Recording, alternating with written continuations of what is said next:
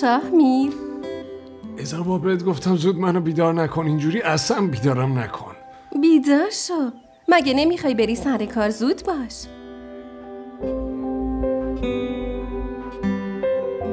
شاهمیر. خوبه. خوب شد؟ لطفا الان برو. بذار یکم بخوابم دیگه.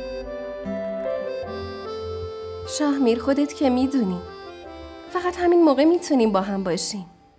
از سر کارم که میای با مامان و خواهرات مشغولی و واسه من وقت نداری.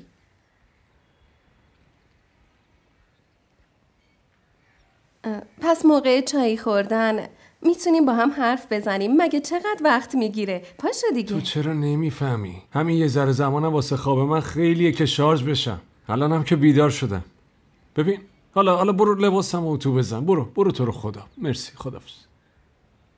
شاهمیر، ببین چی میگم.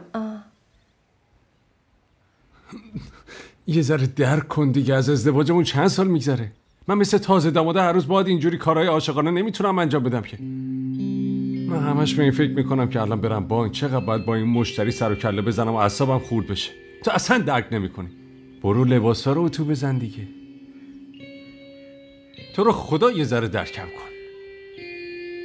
چرا عشق یه مرد به همون اندازه که کشنده است همونقدر کوتاهه؟